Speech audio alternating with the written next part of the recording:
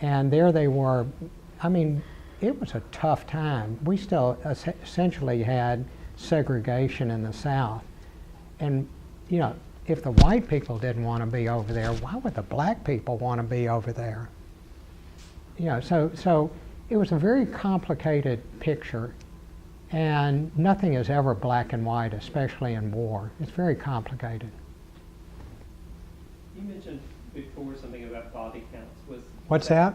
Body counts, that they were very important? Yeah. Was that coming from above? That was above because we had McNamara, who was a very technical, numbers-oriented guy, and the only way the generals could show we were winning, and we weren't, we were losing, we all knew we were losing, was to say the attrition rate is so unsustainable for them, the war will be over. And they kept saying, it's almost over, we've killed. But these were bogus body counts. I mean, one month probably a month, we had seen blood trails from ambushes and stuff like that, and we had a body count of 15 or 17, my platoon. And I said to the company commander, I said, that's such BS. I mean, how can we have 15? He said, why complain, we got it. Because he wanted to be career, so he had to show success and pass on body counts. And they would announce these things in Saigon at the press briefings, and they call them the Saigon Follies. And everybody, I mean, that's what everybody called them. And I just recently saw some statistics on when we were back at stand down at our base camp, we were attacked, they blew up helicopters, you know, killed some Americans, and they posted some body count of 300 or 400 of the people that attacked the base camp. And we saw a couple of people in the wire, meaning they never made it through the concertina wire, but that was such hooey. So it was a phony metric, and it was a very corrosive thing for the military and their leadership. And I love the military, I mean, and I have such respect for them now, but you have to be careful about the military too. You know, not all of them are right. Yeah.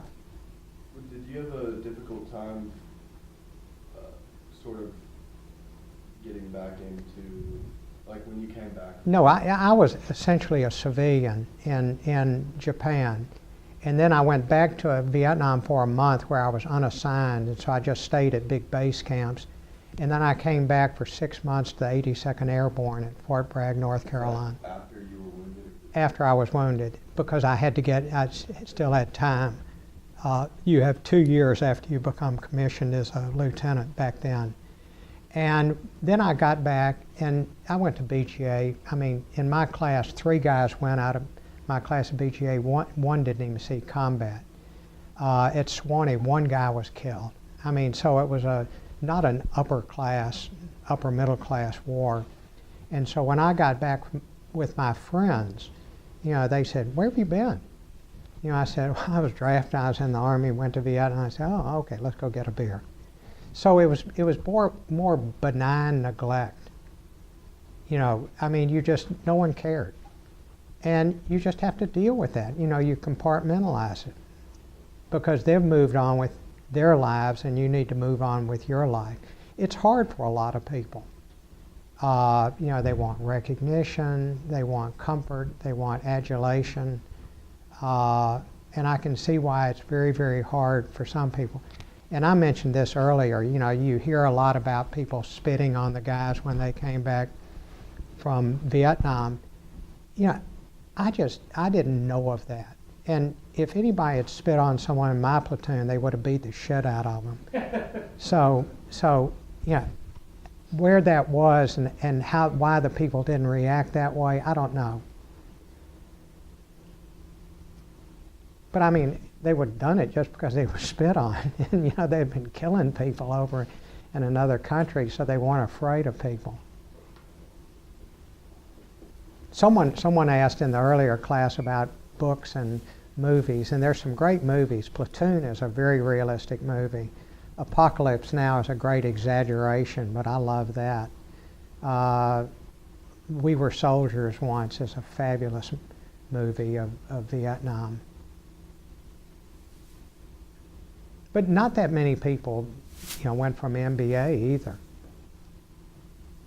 Walter Hale, who gives a scholarship, and he's on the board, he's real active in the leadership at the school. He was a chopper pilot, and we thought they were crazy because they were taking us into hot LZs, and they thought we were crazy because we were getting off where the shooting was. But we felt so vulnerable in those helicopters, just kind of hanging out of them. And I don't see how they did it, and they didn't see how we did it. It shows you, it always seems greener on the other side.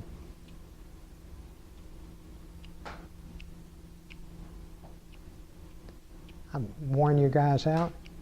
Yeah. Have you stayed in contact with any of them? That's a great question. When I got back, I had a bunch of slides, and I sent them to the guys in my platoon. And when they wrote back, I realized how illiterate they were. They could hardly write, if they wrote at all.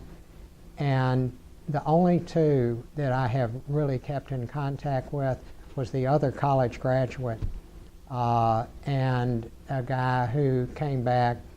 He was from Louisiana, went to college on the GI Bill and became a banker. But I might have mentioned Killer Krosniak ended up driving a sanitation truck in Cleveland. That was probably a pretty good job for him.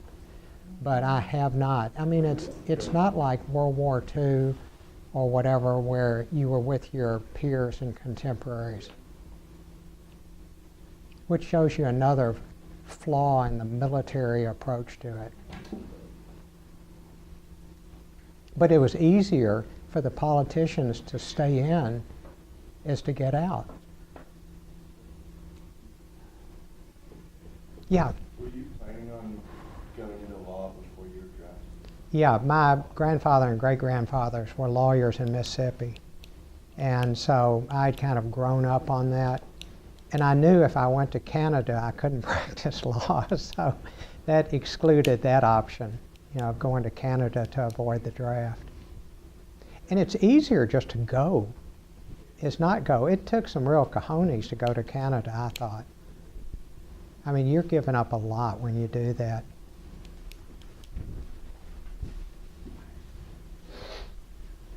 Can you talk both